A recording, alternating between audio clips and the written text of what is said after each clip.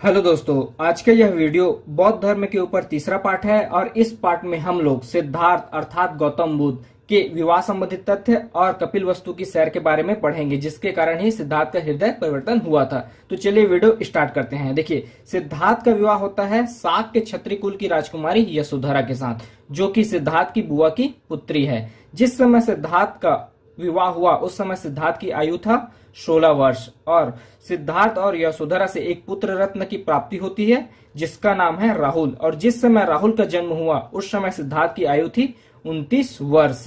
तो सिद्धार्थ का विवाह हुआ शाक के क्षत्रिय कुल की राजकुमारी यशोधरा के साथ और इन दोनों से एक पुत्र पैदा होता है जिसका नाम है राहुल। जिस समय सिद्धार्थ का विवाह हुआ उस समय सिद्धार्थ की आयु थी 16 वर्ष और जिस समय राहुल का जन्म हुआ उस समय सिद्धार्थ की आयु थी 29 वर्ष।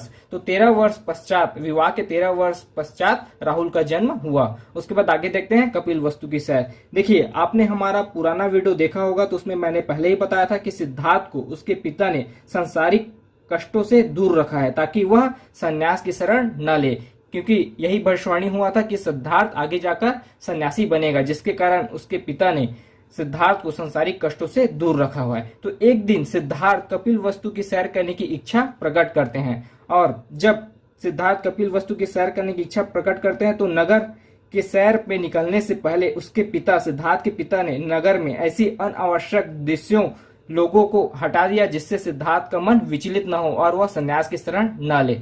तो सिद्धार्थ अपनी इच्छा के अनुसार एक दिन कपिलवस्तु की सैर पे निकलते हैं। जब सिद्धार्थ कपिलवस्तु के सैर पे निकलते हैं तो उनके साथ जाते हैं खुद सिद्धार्थ और कंथक या कंटक, जो कि एक घोड़ा है जिस पर बैठकर सिद्धार्थ कपिलवस्तु की सैर पर निकलेंगे। और साथ में एक और व्यक्ति है जिसका नाम है चन्ना या छंदक, जो कि सारथी व मित्र है सिद्धार्थ के। तो ये तीन, सिद्धार्थ और उनका घोड़ा कंथक या कंटक और उनका मित्र व सारथी चन्ना या छंदक, ये तीनों कपिलवस्तु की सैर पर निकलते हैं। देखिए, उसके पिता ने तो ऐसी व्यवस्था की थी कि वह किसी भी अनावश्यक दृश्य को न देखे, लेकिन कुछ ऐसी घटना घटित होती है जिसके कारण सिद्धार्थ का हृदय परिवर्तन होता है। देखिए, जब सिद्धार्थ कपिलवस्तु की सैर पर निकलते हैं तो उन्हें पहला दृश्य दिखाई देता है एक बूढ़ा व्यक्ति।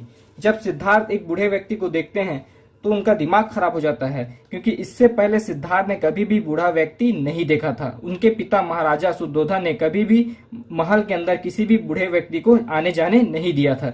जब सिद्धार्थ एक बूढ़ा व्यक्ति को देखते हैं और अपने मित्र चन्ना या छंदक से प्रश्न करते हैं कि ये कैसा व्यक्ति है, तब उनका मित्र चन्ना या छंदक जवाब देता है कि जीवन की एक ऐसी अवस्था आती है जिसमें व्यक्ति दुर्बल व वृद्ध हो जाता है। तब सिद्धार्थ प्रश्न करते हैं कि क्या मैं भी समय के साथ बूढ़ा होऊंगा।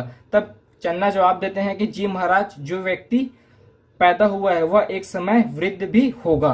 फिर सिद्धार्थ आगे जाते हैं और उनको दूसरा दृश्य दिखाई देता है एक बीमार व्यक्ति जो चर्म रोग से पीड़ित था। उसके बाद फिर सिद्धार्थ चन्ना या छंदक से प्रश्न करते हैं कि यह कैसा व्यक्ति है। उसके बाद चन्ना जवाब देते हैं कि महाराज, हमारा शरीर हमेशा स्वस्थ नहीं रहता है, कभी न कभी न चाहते हुए भी शरीर को कोई न कोई रोग लग जाता है। यह व्यक्ति चर्म रोग से पीड़ित है जिसके कारण इसकी अवस्था ऐसी हो गई है।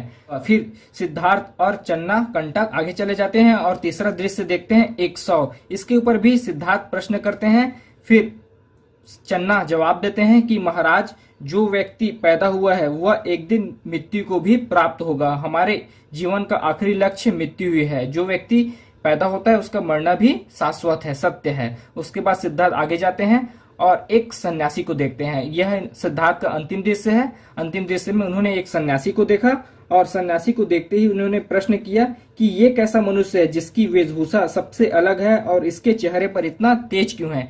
तब उनके सारथी चन्ना या छंदक ने जवाब दिया कि महाराज, यह एक सन्यासी है। इन्होंने सांसारिक मोह का त्याग किया है, गृह का त्याग किया है और सन्यास की शरण लेकर लोगों को शिक्षा दे रहे हैं। तब सिद्धार्थ यह फैसला करते हैं कि वह भी गृह त्याग करेगा और सन्यास की शरण लेगा। तो सिद्धार्थ ने कपिलवस्तु की सैर करते हुए 4 दृश्य देखे। पहला एक बूढ़ा व्यक्ति, दूसरा एक बीमार व्यक्ति, तीसरा एक शव और चौथा एक सन्यासी व्यक्ति। और सन्यासी व्यक्ति को देखकर ही सिद्धार्थ ने सन्यासी बनने का फैसला लिया कि वह गृह त्याग करेगा और सन्यास की शरण लेगा।